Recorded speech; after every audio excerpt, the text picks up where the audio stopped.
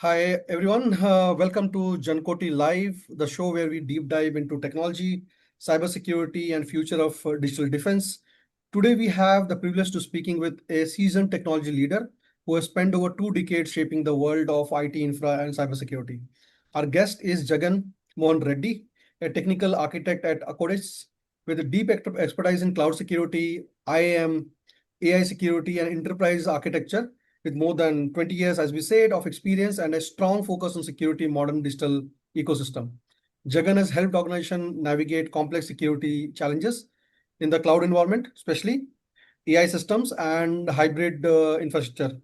He's passionate about all the audits about the security architecture, ISO 27001 implementation, and um, he passionately talks about the emerging threat like prompt injection attack in the age of generative AI. So here we have Jagan. Jagan, please introduce to our audience so we can start with this conversation. Yeah. Hi, Acharya, and hi, everyone. I'm happy to be part of this session. Um, I hope the discussion that we are doing will help many people.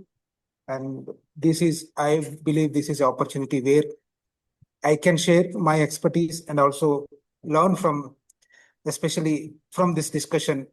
I believe there should be something that I have for my take home. About me, Acharya already introduced about myself. Uh, I started my journey as Acharya mentioned 20 years ago. Then I was a Windows admin.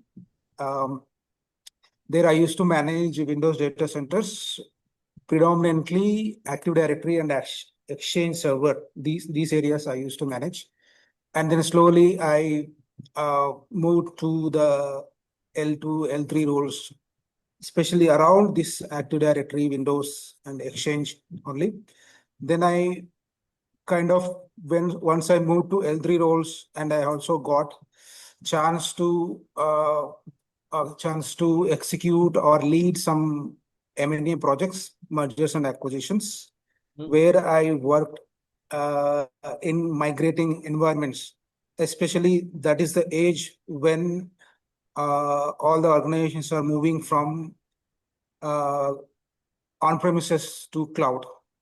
So since my area is into Active Directory and Exchange, so the organizations that were moving from, let's say, Active Directory to Entra ID or Azure ID and Exchange, on-premises Exchange over to Office 365, then I kind of 2, 3 years into that area, then I slowly understood this traditional data center or traditional services that we are using like Active Directory or Exchange Server. We are not going to have much scope into these areas. So then I started exploring what next I can do, especially what new skills that I can acquire and what upcoming skills that I can acquire to be relevant in the industry. Then I choose the paths which are adjacent to my areas. Like since I was managing Windows data centers, Active Directory, and Exchange Server, my adjacent areas naturally uh, like private cloud and public cloud. Private cloud is like VMware and Nutanix, and then public cloud, Azure and AWS. And then since I have been into Active Directory more than a decade, then I Entra ID or Azure Active Directory was another thing. So I was exploring all these areas, trying to learn and enhance my skills.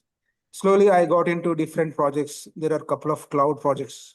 There was one private cloud project also, Nutanix. I was working, and then slowly, since my strong background was into Active Directory, so I got the projects related to Azure AD and Entra ID. I was able to perform well because of my background. Then that is the time when I completely moved into cybersecurity. Then I have enhanced skills not just around Azure AD or all the cybersecurity domains. I've done a couple of certifications from the Microsoft. like SC 300, Microsoft certified active, that access identity and access management. And then the next big jump or the leap I have done is with the SC100, which is Microsoft's cybersecurity architecture. This particular certification, I have also got, luckily, I have also got training from the Microsoft trainer himself, which is from the program called ESI, Enterprise Skills Initiative. This is something available with every big organization. This initiative is from Microsoft. So there I have got a very good training from the Microsoft trainers itself. So that is where I was able to expand my knowledge to a large extent into the cybersecurity. Then from there, I have started implementing or using my knowledge, whatever I have acquired from this. And I was able to help organizations, and I was able to build or secure environments with the knowledge and expertise I have acquired. Great. That's all about, I think, for now. Maybe it is little lengthy, but yeah. That's okay. That's what we wanted to hear, everything about you, right? So I have seen that you have started as an infra guy, then moved into the cybersecurity, Microsoft AD, IAM, and then it's a natural progression that you would go towards the security, right? So you frequently talk about AI security and prompt injection attack. Can you explain what prompt injection is in simple terms and why it's becoming one of the biggest threat in the LLM area? Okay. See, AI security is something, honestly, I'm still learning. Since now this is the age of AI, so the conventional knowledge I have on the cybersecurity may not be relevant. If not relevant, it won't be limelight in future. So then I have started learning on the AI security. And again, I used my old concept of being adjacent to my area. Since I have been into cybersecurity almost a decade, so I have chosen the area of security part into AI. So that I felt makes more sense, and I can I can go through easily. So I have started learning, especially from last 1 year. I am focusing in acquiring skills into AI, where not just the theoretical knowledge. I was also trying to implement something in AI platforms and see how these threats work and how to protect AI systems with the available tools and technologies that we have. And I'll come to the topic of prompt injection attacks. See, prompt injection attack is one of a kind attack. At the moment, it is a top one attack in the AI systems. Yep. There is something called OWASP. OWASP is an organization which has a research and it does a research on the security threats and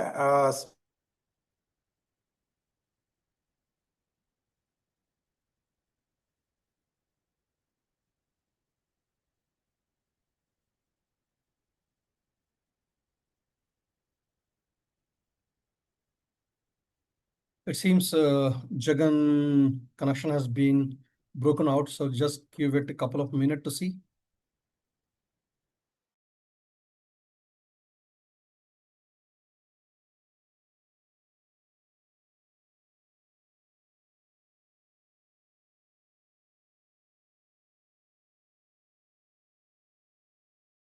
yeah, prompt injection attack. Yeah.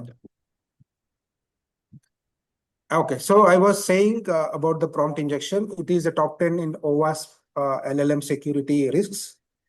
OWASP is an organization which does a research on the cybersecurity threats and provides recommendations. So it has released the top 10 cybersecurity risks related to AI and LLM. Prompt injection is top one in that. So what exactly prompt injection? Prompt injection means like when we are using any AI agent, what is the input that we give? It's a prompt. Okay. Yep. So in the prompt itself, if an attacker wisely crafts that prompt, he can mislead the system. Let's say he can ask the system to provide some sensitive information, or it can ask the systems to give its logic, give its system prompts. So to do all of this, the attacker doesn't need any high-end, high-tech tools. It doesn't need to be master in coding, or it doesn't need to be master in cybersecurity. It doesn't need to be it doesn't need to have an in-depth knowledge of cybersecurity. So just a simple plain English, if we can craft those prompts wisely, and then if not with the first attempt, multiple attempts by understanding how system is responding, you can craft his prompts. So like that, maybe after some time, if not immediate and consecutive prompts, we can break the systems. So the nature of the way attacker can break the system, which is very easy. So that is the reason it has become a top one. And there are some real world scenarios also where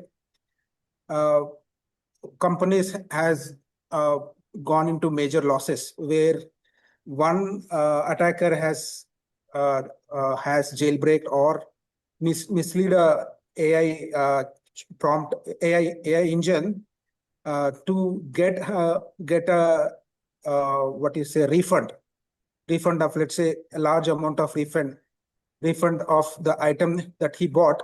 Without returning, he was able to get the refund. So there are many cases. If we go to internet and search, there are many cases. Being the simple nature of this attack, it is easily breakable, AI. So we all talk about AI is very intelligent and very strong and very advanced, but the other side of it is it can be easily breakable, where you don't need, as I was saying, you don't need to be an expert to break the AI systems.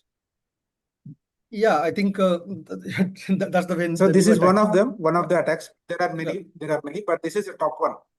So let's talk about from the journey, right? So we have seen in our, as an IT consultant, we have seen DDoS attack happening till last 2020. After 2020, we got some kind of ransomware, which is like now neglected across. Now we are seeing the prompt injections over there. So still we see the attacks over there, right? So what are the biggest mistake companies still makes when moving to the cloud or implementing IAM in 2026, which is still making them vulnerable to these kind of attack, and what they can do to avoid these kind of scenarios?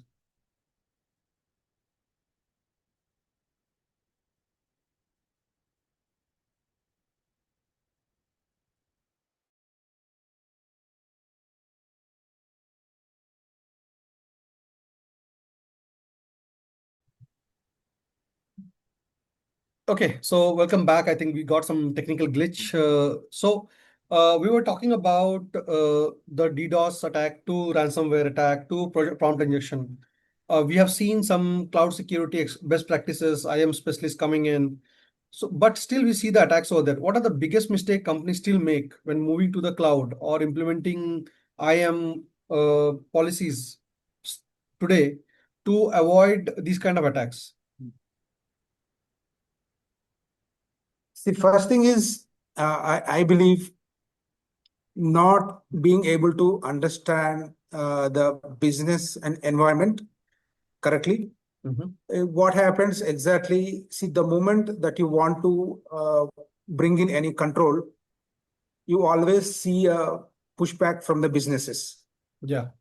If not always, majority of the times we see pushbacks, and then it is also acceptable, or it is also not acceptable. I would say it is also genuine from their side, because they don't want to make their businesses suffer because of the controls. But there has to be a a clear-cut communication and discussions between the business teams and architectures, rather than as a technical person not focusing on implementing some kind of control that you have in the market. You have to understand the business pain points, and if the business is saying no or business is pushing back, we need to understand why they are pushing back and what is the alternate control that we can provide. So it's not about only one control that can that can fix this issue or address this issue.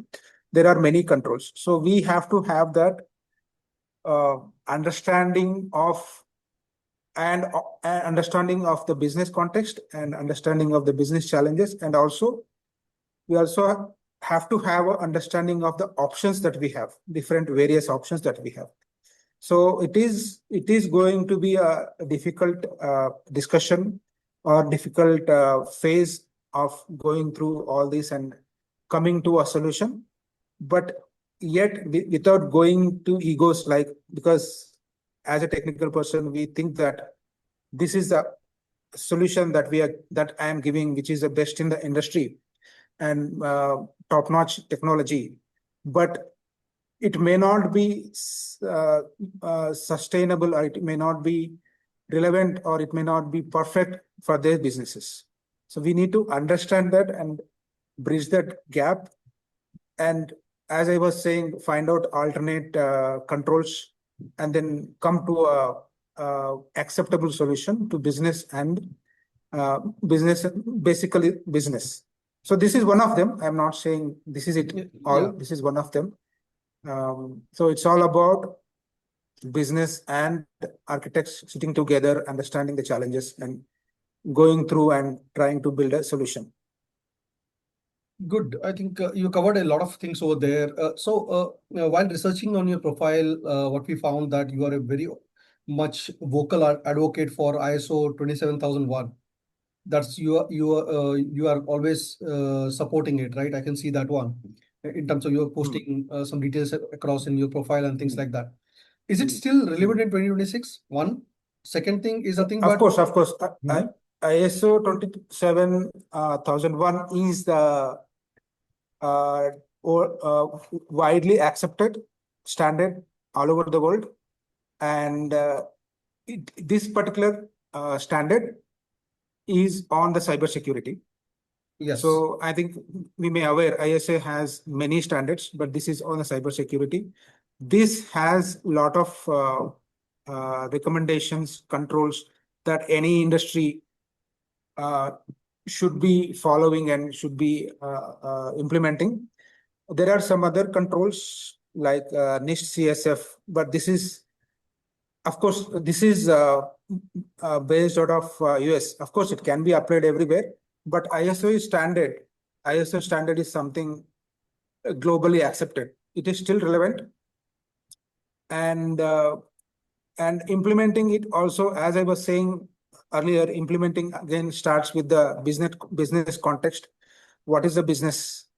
What is the company business and what they are doing? What are the challenges into the business and what are the challenges into that industry?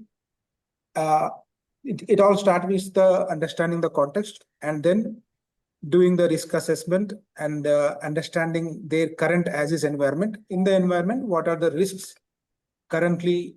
What risks are there?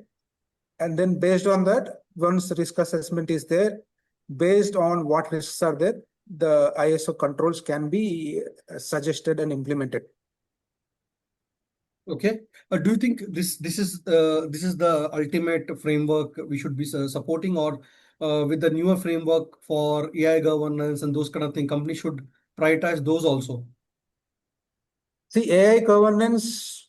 So this is again, though we are now seeing AI, but the conventional cybersecurity or the conventional cloud environments or conventional technology is not yet faded away. So it is still relevant. We still have to live with all the conventional technologies. So that is the reason we still need to consider and I mean, it is it is at this moment one of the best standards that should be followed. Good. I think I'll just change the topic a bit. With the AI injection last 3, 4 years, you have seen the market is moving bit into a different zone, right? A lot of panic is there, a lot of uncertainty is there in the IT market. What skill you will advise to the mid-career IT or security professional to double down on right now to adopt to the changes and get a new opportunities? Okay, see, your question itself answers AI is something which is uh, taking a lot of jobs. So Yeah. uh, one of the buzzword in the currently industry is AI is not taking your job. The person who learned AI or who excelled AI, who is taking your job. Yeah. So the first thing is to learn something around the AI and try to see how you can become relevant into current industry. So this was a phase we have seen 10 years ago where cloud has become prominent, and then conventional data centers or conventional servers technologies and solutions. Then we had a similar challenge, but maybe this time this is more damaging and more devastating, but still things would be same. Like then we had acquired new skills and slowly moved into the cloud. Now also we need to uh, uh, learn and learn and see how with the new AI technologies that we are learning, how do we make that relevant to your current job, and what are the opportunities that you see and how you can uh, acquire and become relevant to those technologies. But of course, it's not going to be that easy. This transition period, we see a lot of what we said, distraction. Yep. It won't be that easy. That we are saying there will be some problems. We need to have alternate ways of sailing through uh, or or being what you say, sailing through this difficult phase. So the thing is, again, it's not just about AI, the current technology, whatever you are learning. So try to get deeper into that and see how, again, apart from AI in our current technology itself, how you can enhance your skills and become more relevant into the industry. And apart from all this and all this, there is other thing most of the people don't talk or think of is making your financial situation stable. I have said many things about learning new technology and enhancing upskilling, but still you could land in a situation where we might lose a job, or we might have 3 or 4 months of gap due to many situations may not be under our control. Yep. So having some backup, having some financial stability is also helps. Uh, uh, Nowadays, people have to think about it and see that you will be able to sustain 5 months or 3 months or maybe more, make that backup, and then all others what we have thought, then upskilling and making yourself relevant. So combination of these things will help us to sail through this difficult situation. But do you suggest any specific things to be done on the financial area? Because in IT, we talk about technology, we don't talk about some kind of financial backup, right? You rightly said, Yeah. situation can come, we'll be in a difficult situation time and again. One thing you keep a backup for at least for 6 months as a FD, right? So if anything happens, at least that financial threat is not going. But do you think we should recommend the IT guys also to do some kind of other things which can generate some kind of financial independence to them along with what they're doing? Yeah, first thing, exactly, you rightly said that we always think about technology and technology upskilling and all. Yeah. Most of us don't think about personal finance area. I would say not just IT. Many people many people don't do this because this is not taught in the school, or maybe people talking outside of this may think that not that, maybe they shy away, or maybe they think that it is not that relevant. But only when they get into troubles, they will understand the importance of this. And Of then course. coming to the solutions, the as I said, backup of 6 months is one option.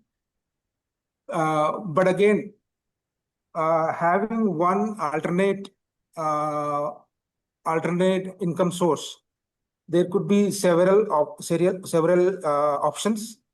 Basically, if you are into 10 years into the system, or you are doing job from 10 years, you might have definitely acquired some amount of money that you have to wisely invest, where you can easily gain returns of it, instead of locking them into a long-term financial tools where you can't easily get out of it.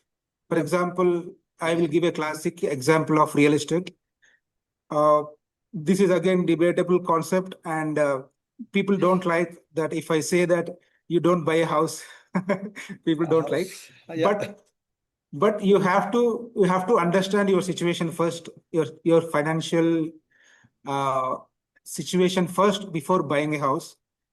And Yeah. you have earned some money, and let's say 10 years, and you have put all the money into house, and also plus uh, you are Saved. taking loan and got into EMI. So you are Yeah. completely locked up. You have to think and take wise decision. I am not saying you don't buy, but apart from buying house, if I buy a house, am I going into a trap, Trap. or am I okay? I'm still manageable. So everyone has to think of it, and maybe if you want to buy a house now, maybe postpone it for 4 years or 5 years. Your financial situation may become better. This is one advice I would say. And people usually, if they see some money, the first thing they do is go and put it in the real estate. I have seen many people where they, even after having first home, they again go and invest in second home. That is again, I was saying, if their financial situation is better and they are aware of their situation and they are able to sustain these kind of problems, that is still fine. But otherwise, if when you are taking those decisions, you have to think all the pluses and minuses of these kind of things. So apart from real estate, I would say there are many options, better options. Again, this is debatable in terms of Yeah. growth. Real estate is better, but it's not all about growth. It is also about your uh, liquidity. If you buy a house, and if you want to, let's say, want to have some portion of amount, let's say you want to have 10 lakhs for your some requirement, you won't be able to get it buying that house or part of that house. But there are some options. You have to also get into, for example, gold is one option, and mutual funds is other Yeah. option. Explore this option, and which one works for you. Just apart from real estate, I would say come little adjacent and see the other options. And the other biggest problem with real estate, if you are selling, if you are buying the plots, Yeah. not lands. So I have seen many times this is all about uh, people uh, ask a black money. They take Yeah. they ask black money, and when we sell also, they'll give us money. They say they will give you money in black. Fact. So we are earning in white. Why should we spend in black? This No, is another thing we need to think yeah, I about it. think Yeah. one thing So for all the IT guys, sorry, so all the IT guys, I must say that in the college, we should have one financial management system to manage our correct. money when we earn it.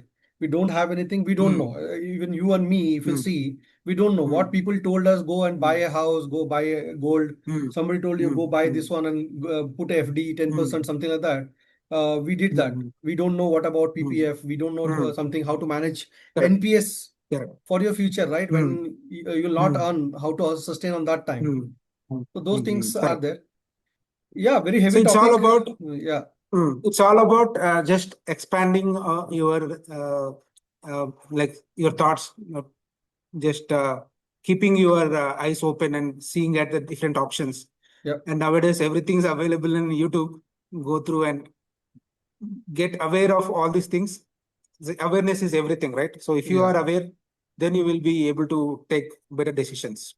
So I'll take the last question from this one, as we are already spended time, right? So now Hmm. what we heard about, that quantum is coming. AI agents are already there. Hmm. Decentralized identity Hmm. management is already there. What one piece of Hmm. advice you wish you have received earlier in your 20s, that Hmm. to handle or um, handle this particular kind of a threat? Honestly, quantum, I just heard about it, but I didn't go deeper or try to get more knowledge into it at this moment so far. So I may be not able to comment, but anything, any new technology that you are seeing like this, definitely we need to understand about it. Hmm. One thing what I see is people when they learn anything, the mistake I see what people doing is they limit themselves to just learn that theoretically and maybe go a step above Yeah, getting the certified, yeah, but that's not just enough. So we need to think the knowledge that we acquired, how are we applying into the yeah. real world, and how can we make this uh, usable into the real world and businesses. So for me, anything that I learn, what I do apart, first thing is definitely acquiring the knowledge, and probably second thing is certification. But after these two, I will try to implement something on my own. Luckily, nowadays we have everything in the cloud. It's not that difficult to set up something like earlier Yes. days. Most of the things we have free trial for a 1 month or more. And maybe after the trial also, if you are spending some money in the cloud, if you want to build something and try some concepts, it will not cost much. Especially myself, I have tried many concepts. My maximum bill, what I received is not more than 2,000. Yeah. So 2,000 a month. So we can definitely spend that Spend money that much, to yeah. Invest upskill onto ourselves. us. Yeah. Yeah, and make ourselves relevant into the industry, and make ourselves what you say usable by the industries. So that is an Great. extra one step we have to take to get in the space of upskilling. So that will definitely help, I believe. Great. Thank you, Jagan. I think we are closing, we are coming to a close to this one. I think we talked about what is the cybersecurity landscape looks like. More importantly, how to learn financial management early from as a junior guy who is entering into the market. Technology is Mm. secondary, which will be coming and going. We have to adopt, we have to spend on to ourselves as an asset. So a big thank you to Jagan. Technical architect, a cybersecurity expert, for a insightful discussion on modern cybersecurity challenges, AI security, cloud architecture, and enterprise resilience. So please connect with Jagan. Your link will be for Jagan's LinkedIn ID. It will be there in the podcast. And thanks for listening. Stay safe and keep building securely. Thank you all. Thank you. Bye. Thank you. Bye.